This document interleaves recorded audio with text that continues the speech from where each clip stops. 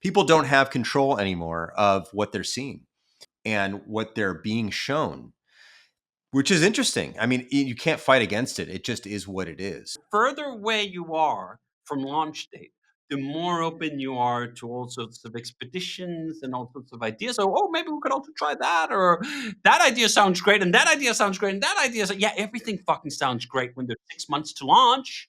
When there's 6 days to launch, like, you know what? Nothing sounds great. Welcome to REWORK, a podcast by 37 Signals about the better way to work and run your business. I'm your host, Kimberly Rhodes, with Jason Fried and David Heinemeier Hansson, co-founders of 37 Signals. Well, we've launched several products over the years at 37 Signals, and we just recently had a launch day with our new product, Fizzy. So I thought we'd talk a little bit about that launch day, what it entails, how we prepare for that. So let's just get started. First, Jason, are you picking your day? Is it a day of the week, a time of the day? Like, how are you actually choosing, like, this is a D-Day for us to go live? Yeah, historically, I think we've usually picked Tuesdays, mostly because Mondays, people are digging out from a pile of things that have piled up over the weekend or whatever. Or they have other things going on. So Tuesday seems like a good day. I think a lot of companies do it on Tuesdays. So maybe Tuesday's not a good day. Maybe we should do it on Wednesdays. But it didn't seem like there was a lot going on at that time. Like, you don't want to launch like the same day as an Apple keynote, maybe. Or historically, that was the case. I don't know if it matters so much anymore since they're kind of recorded and people don't have to watch them live. But you just kind of pay a little bit of attention to what's going on in the world. We held up Hayes launch years and years ago because things were going on in the world as well. So you just kind of pay attention enough.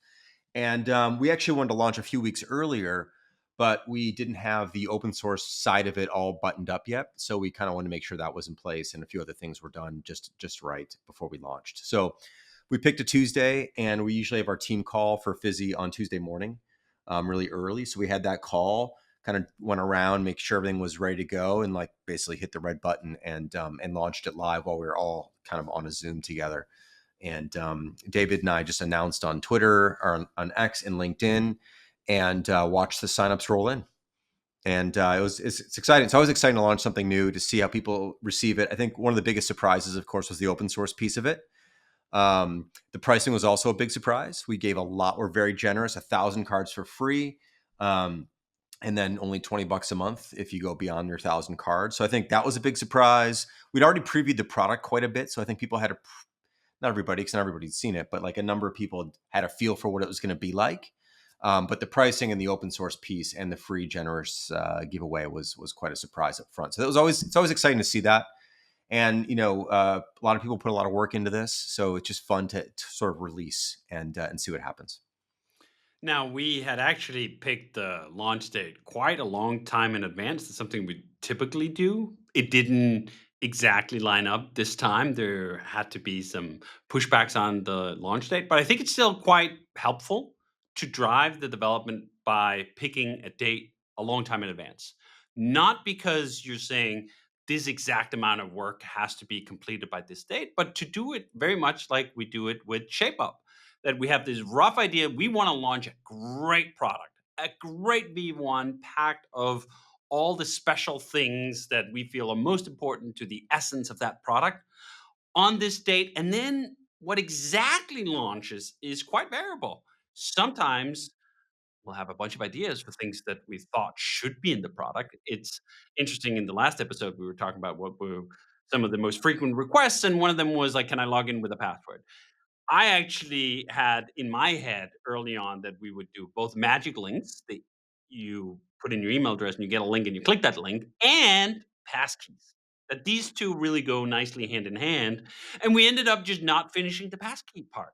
And we ended up therefore launching just with magic links. That was part of that variable scope negotiation as you get closer and closer to launch, which is one of those things that just has this magic quality to drive the sometimes difficult part of figuring out what should be in the product. What should the product actually have?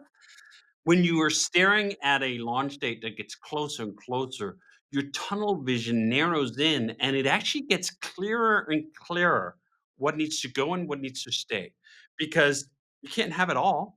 There's only so much time left. So you got to just chuck some darlings over the railing and keep sailing and focus on getting to your destination with the essence of what you're trying to ship. And I think it can be difficult, actually, even if you've done this a lot of times, to really do that prioritization process without having the looming deadline. And the funny thing, as I said, is when you get really close, like within 6 weeks or 4 weeks of something you've worked on for many months, or in this case, well over a year, you actually get just better and better at it. There's just a magic capacity of compressing the option space that makes you really efficient at picking, like, this is going, this is not going, off with that, and you get a little less precious. The further away you are from launch date, the more open you are to all sorts of expeditions and all sorts of ideas. So, oh, maybe we could also try that, or that idea sounds great, and that idea sounds great, and that idea, yeah, everything fucking sounds great when there's 6 months to launch. When there's 6 days to launch, like, you know what? Nothing sounds great. Like, you're literally just trying to chuck things over the railings just so you can get this thing shipped. And that's a really invigorating process, actually. And it's funny because our industry often has this mental image of crunch phase that is a very negative phase, at least for some people, that this is where all those commitments you've made all have to come due at the same time. And there's nothing you can do about it except work longer hours, except pull more all nighters. And do you know what? I sometimes waver a little bit on that. There can be something to that. There could be something to that final crunch thing. But if you look at the most pathological cases, like the gaming industry, where they'll sometimes be in this crunch phase for literally just months on end, that never seemed like it had a lot of appeal. Maybe that's because our industry is just very different, or the stakes are lower, the budgets are different, smaller teams, blah, blah, blah. But you should try to get a little of it. Even if you're trying to do what we're doing, which is be calm and collected and careful about how you do it most of the time, have a little bit of spice of, all right, now it's game time. Now it can have some pressure. Now you can exercise your product heart rate and capacity to ship something right here, right now. Now, you're also going to get some of that when you push the launch button. In fact, we were all on that call and we pushed the launch button and then we stayed on the call because it always happens that something isn't quite right. And one of the things we actually managed to do was to ship a bug where, as everyone was signing up, we were DDoSing ourselves. Like, it was continuously refreshing this one page, and you could just see the requests per minute just skyrocketing. We were like, something not quite right here. It manifested itself in this weird bug where someone would refresh, and we looked at the numbers, and then we're like scrambling to quickly fix the issue. And I think that's actually, again, part of the fun. If I was to rank this Fizzy launch, this was very calm by our historic average. Like, when we launched Hey, that was probably the most uncalm, the most crazy launch we've ever had in the history of the company. And it wasn't just about being a little nutty for a couple of hours or a day or 24 hours. Like, it was just bonkers for 2, 3 weeks. Some of it was because we paired the launch with an epic fight with Apple over our right to be in the App Store. But also, some of it was we were launching a very complicated, intricate product, email, and we suddenly had hundreds of thousands of people sign up in a blink of an eye. That was pretty intense in a way I think Fizzy wasn't. And you know what's funny? Is now I look very fondly back upon the Hey launch. This is how it often goes. Like, in the moment you go like, oh my God, I can't take this anymore. This is literally day 5 of me sleeping not very many hours. This is very out of the norm for a company that wrote it doesn't have to be crazy at work. And then now I look back upon that like 5 years later and like, that was kind of special. It's funny how that goes. So I think it's a kind of a way of trying to have it both ways. Like, most of the times, having this calm way of working yourself up to launch, so you don't have it months and months on end, but also like a dash of exhaustion is not the worst thing in the world. Okay, so David, you mentioned like picking a date and the launch date, and it wasn't exactly the date that we first started. Those were all like internal deadlines. I'm curious about the choice to not pre-tell the audience about a date. From what I understand or what I remember, we posted something on Twitter like next week and then tomorrow, but it wasn't like we said the date is going to be November X and like counted down on a website as some companies do. Kind of talk me through the decision about when to actually tell the public that it's launching. There's really no big advantage to picking a date publicly, unless you have like a trade show or there's something like that that's actually going to happen that you have to do. I think it puts unnecessary pressure on you if you can apply enough pressure to yourself normally anyway. I mean, we wanted to get this thing out the door. We'd already invited about, I think it was 2,200 people who signed up for the beta list. So we'd already got them all invited. We wanted to get this thing out the door as soon as we possibly could. But to say a certain day and then not hit it, now you're late. And what's the point of that? So just like, it doesn't matter. It doesn't really matter. Internally, we stuck to the date December 2nd that we were going to launch. And that's good enough. And then we did a little bit of teasing the day before. I think if you pre-announce a date other than that, like unless you have like a big marketing campaign, like we do things very organically here. So if you have a bunch of media buys, already purchased and placements and promotions and stuff, then you have to hit a date that you've set for yourself. But we don't do that. So we're able to be a bit more fluid about it. And I just don't think people are like, frankly, look, people are not sitting around waiting for you to launch a product. They're just not. Like you're waiting to launch a product. They're not waiting for you to launch a product. There might be a handful of people who are, but so creating all this like unnecessary drama for no one who's really paying attention anyway, and remembering I'm going to put this on my calendar that in 7 weeks, this company is going to launch this new thing. Like no one's doing that anyway. So I just don't see the point of risking missing a date that you made public. This is also tied to the fact that we tend not to make promises in public unless we know we can absolutely keep the promise. We've burned ourselves a few times saying we're going to launch something by the end of the year or do this by this time, and then we don't get it done. And then you just feel bad about it. And there's no reason for that. So it's a good way to avoid feeling bad about something that should be a good feeling in general. Yeah, it's interesting that you said that because I started thinking, what are products that I'm actually waiting for and counting down? And it's only things that have a limited supply. Like a brand is launching and it's the spring collection and I know that they're going to run out. Like that's the only time I'm like counting down or putting something on my calendar. Whereas like software, we have like unlimited supply. Yeah, and I think those are situations where if that's the brand, if they're launching new lines all the time or drops or whatever, like frequently, that's we launch a new product every 5 years or something like Right. that, like whatever it is. So it's not part of the standard cadence and the standard strategy. If it was, that's a different story. But I think for something like this, you don't really need to do that. You can, but I just don't think you really need to. Like I don't think it would have made a difference. The risk would have been we would have been late. Mm-hmm. And then it's anticlimactic versus like just dropping it and the day before we're like tomorrow. And that's like enough. Who's paying attention before that anyway? That's the other thing you realize when you do this, even after you launch, which we might get to, massive interest on day one. And then it just slides a little bit and slides and slides and slides because it moves off the timeline. It's gone. And then you have to kind of continue to generate interest, right? A launch is a similar thing. Like, if you pre-announce a launch 12 days ahead of time, no one's going to even remember in 12 days that it's going to launch. It's gone. It's old news. So I think the day before is probably enough to get people excited. Okay. And then on that note, I'm curious about launch day in general, like marketing. It's really the two of you guys were posting it on X to your audiences. Like in general, how do you think it went? And how was this launch in comparison to the promotion for something like Hey?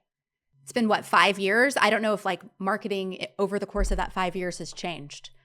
I think marketing has changed over the past 5 years. I think the fact that algorithmic feeds have now taken over everything and dominates platform from X to Instagram to LinkedIn to whatever is a big change. You are no longer guaranteed that even your very dedicated part of the audience that you've accumulated will see anything that you post in your feed. Now, I know this is all hat to marketers on Facebook when Facebook introduced the algorithmic feed, like, I don't know, 15 years ago.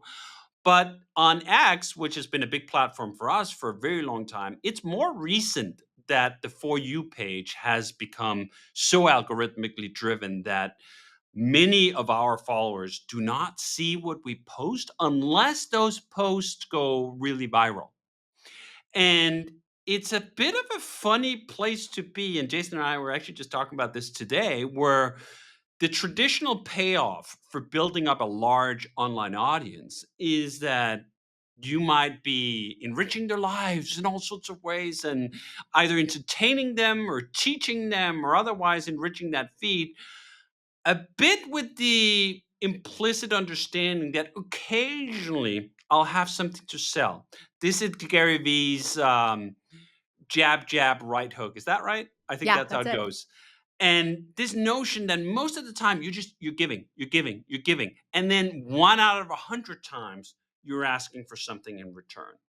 I do fear a little bit that the focus of the algorithmic feeds on the viral takeoff tweets or LinkedIn posts or whatever have broken that promise to the point where it's not nearly as valuable as it once was to just give 99% of the time for the 1 out of 100 time to ask for something if that ask never makes it out there. And I think we have large enough platforms that, you know what, there's a law of large numbers that tons of people will see when we launch something new like Fizzy, and they did, but it wasn't quite the same as it used to be, and it required more effort on our part to keep up the momentum. And I think this is where the open source component of Fizzy's launch worked really well. That, as I said, you can give something 99% of the time and ask one time, which is why you can't keep shilling your product on your feed. No one's interested in that. They will tune out real quick, even in the organic world where they would see your tweets. They'd go like, well, okay, I've had enough of that. The open source launch, in part, is a permission slip that we're giving you something when I'm tweeting about some aspect of the code base that's particularly interesting. Here's how to learn something about how you do something in Rails, or here's someone who contributed something. I get to have a little bit of both. And maybe there's now more of a requirement to mix these things together because you don't get to do the clean ask anymore because the algorithm will just swallow it.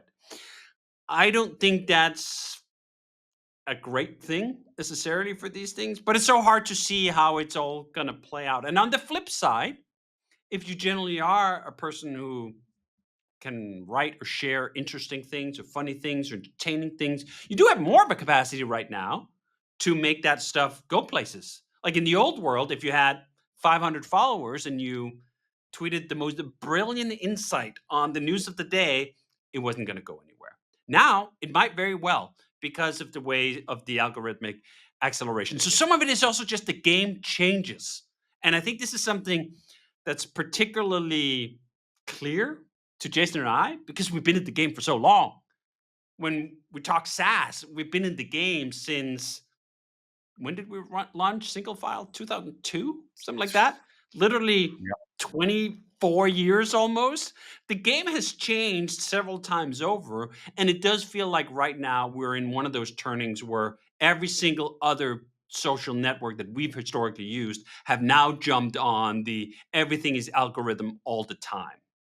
It also shows, I think, how valuable an email list is. Granted, like the problem there too is that with AI running a lot of email platforms, you have no idea what you're going to see either. What's going to be deemed important and not important.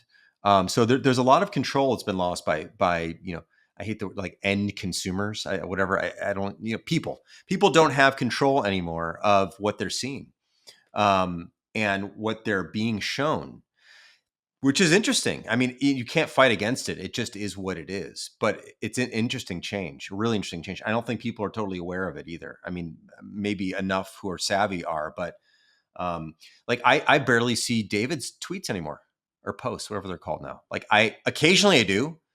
If I go to his timeline, I'm like, damn, there's been a lot of stuff going on. I haven't seen like we're business partners. Like we like I don't even see it, right? A friend of mine who I just saw walking the dog a few days ago, he's like, where you been on Twitter, man? I'm like, I've been right here. He's like, I don't see your stuff anymore. And he used to see my stuff all the time. We used to talk about it all the time. Someone somewhere, well, actually not someone, something somewhere decided that he shouldn't see my stuff anymore for whatever reason. He's like, I've been seeing a lot of really dark shit instead. I'm like, yeah, I know. That's probably what's going on, right? My stuff is not outrage enough, you know? So anyway, whatever it is, like we don't know anymore and we don't see. And so it does change marketing. And you start to wonder, like, what do you do? Well, email lists again, if you have a big email list that's direct and that's reliable and fresh, that's one thing. You can at least hopefully maybe directly reach people. Maybe you have a better shot, perhaps, maybe not, who knows.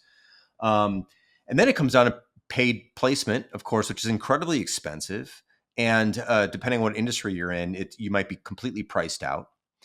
And then you just have to come up with, like, you're like, well, I'll just viral hit after viral hit after viral hit, which is basically impossible as well. It's a very, very challenging environment, I think, for new companies, especially who are starting up. We have major advantages because we've been around for a long time, have big audiences. So even if only 30% of my audience sees something, it's still a huge number. Same with David's, is even bigger than mine. So we still have that. But if you're starting brand new today, it's tough. It's really got to be incredibly tough. I don't think any advice that I have is valid at all anymore, frankly, on that side of things. Other than, like, you got to make what you want to make, you got to love what you're doing, you got to be interested in it, and it's got to be good. But, like, I don't know what else you do, frankly. And in some ways, it's a curious return to the before times where so much of product success from the vantage point of the new starting entrepreneur was based on word of mouth. You simply had to create a great product, get a handful of people to use that, and then rely on the fact that they would tell others. I do think that mechanism still works. It's as hard to track as it ever was of how does it work, how long does it take, and I do think it's easier to get discouraged these days because there's been an inflation in everything. Like, Yes. you will be comparing your launch to someone else's launch and you go like, "Oh man, only 100 people signed up. I just saw on X that someone launched and they got thousands of people." That comparison of the numbers all the time, I do think, can have this suppressing effect when in some ways that core word of mouth engine, which was always the most powerful engine for most entrepreneurs as they were starting out. I seem to remember stories about Phil Knight selling Nikes out of the back of his van and just really starting from literally the ground up, right? And realizing it's not just going to happen overnight. But on the flip side, you see constant these quote unquote overnight successes. You see these things that do go viral, and you compare yourself in that image, and it looks a little shit. And I think we're in this weird middle space where we have still a large share of those advantages of the internet way of doing things, while also realizing that other aspects of it is more akin to what it was back in the day. And it's funny because that insight has driven some of the product decisions we've done over the year. So Hey, for example, has this Hey World feature where you can build your email list. And one of the conscious decisions we made really early on was not to shove your subscriber count in your face, because seeing these low numbers, they're more of a curse than an encouragement. Back in the day, we didn't know how many people read our blog, Signal versus Noise, when we first got started. Then we got RSS, and you got some indication of how many subscribers that you had, but it was still very vague and very fuzzy. And there's a great liberation in just not knowing and just trusting that if you make a great product and you can convince a handful of people to use it and that they like it, they'll pass it on. This was what happened at a perhaps an accelerated rate, and perhaps in a way that is now discouraging to others, with Amachi over the summer. That it went from literally just this pseudo hobby thing that I was doing because I was just interested in this one thing to hundreds of thousands of people had downloaded it overnight, right? And then I look at that and go like, well, how can I replicate that? How can I just take that and apply that everywhere? And you're like, well, you can't. A big part of it was it just resonated with people, and the word of mouth engine really kicked in, which can then be accelerated by the fact that those people can then be tweeting about it, and you can have these viral effects of it too. But you can't bet on it. So I think the only thing that is sure is that what do you control? You control how much effort and polish and talent and ingenuity and great ideas you put into the thing that you make. And you can just do it as good as you can. And you got to put it out there, and you got to go like, okay, do you know what? I need to divorce my sense of self, my sense of satisfaction in the work, and my sense of, am I a good human, from where's this going to go? Because you don't have a ton of control over it. And I think it is harder than ever to do that, given everything we've just talked about. Yeah, I think the other thing is, to David's point, word of mouth, quality of product, fundamental. I didn't really like that has to be there to begin with, right? But I remember back in the early days, we would also attend. It's hard to tease this thing out. Like we would also attend a lot of events and speak Mm. and be part of the community more. And there was more of that way back in the day. There are still events and still conferences, but I think far fewer of them. And I don't know who's attending them. But my guess would be if you're brand new, you should be at a lot of them actually, because it's one of the only things you can do to. And this is, by the way, a change in my perspective. I don't think I would have said this a few years ago, but it's the only sort of direct connection you might have with potential customers, where you get to say something, you get to be yourself on stage, you get to talk, you get to share, and the people out in the audience have a pretty good chance of hearing what you're saying, versus on social, you say something and someone else decides who gets to hear it. So at least maybe the 300 or 400 people in the room will hear you, and you can be sure of that. You can network a bit. And this is like not I don't like this stuff. This is not my thing. But if I was starting over, I'd probably want to do that, because I think a pure online launch is actually becoming harder and harder and harder and harder and harder, and may never be easy again. Mm. And there's also that adage that like a person has to hear something 7 times, I think it is, before it Sure. resonates, before they're actually going to try it. So I would Sure. imagine that at some point you're like, I'm sick of talking about this, but you have to keep talking about it. Like Yeah. you have to keep tweeting it, even though you're like, I've been talking about it incessantly for 7 days. Yeah. And different people, like what was interesting to me is we've been talking about Fizzy. I'm not sure if this is your experience, David, probably was on X for the past few months. And I would still get, and I'd be like, we're launching tomorrow. And I'd still get someone going, what's Fizzy? Hadn't heard of Yeah. that. They're in my feed. Like they follow me and they'd never heard of it. I've been talking about it for months. So they hadn't seen it yet for whatever reason. The algorithm didn't pass it by them. And so you just, even though you're repeating yourself, you're saying new things to new people all the time. And you kind of got to get used to that. It's just like, if you're the Stones playing for 50 years, you're playing the hits, and that's Mm. what people want to hear. And you're probably sick and fucking tired of it. But like, that's what people are coming out to hear. And Yeah. so you just got to get used to that. There's also a flip side of this new algorithmically controlled model, where being more repetitive, being more, I don't know if verbose is the right way, but more prolific, does not carry the same penalties as it once did. I used to be far more careful about how much, how often I tweeted, because, like, well, I don't want to flood someone's Twitter feed, and then there's just like 30 tweets from me. They're going to hit unsubscribe. That risk is gone. Like, there's no chance that that's going to be a thing where their For You feed is just like 30 times you. That's not how it works anymore. The algorithm is going to cut it up. So some of it requires a shift in mindset where you're like, all right, well, that's no longer a thing. Therefore, I can be more prolific. I can say more versions of the same story. I can tell more angles of it without overburdening anyone. And you know what? If I send out 10 tweets on Fizzy, most people at best will catch one, maybe two of those. No one's going to catch all 10 unless they're super fans and they go to exactly your page. And then, well, then it's great, right? Like you don't have a fear no longer of flooding the normies to the point that they unsubscribe. So some of this is also, I find, an interesting challenge. Like the game changed. Like in a lot of other industries, well, I shouldn't even say other industries. In our industry, in tech, that's the norm. That the game changes. We're in this weird, rarefied space where we've been around for 25 years, not only just doing roughly the same thing, but literally selling some of the very same products. Like Basecamp launched in 2004.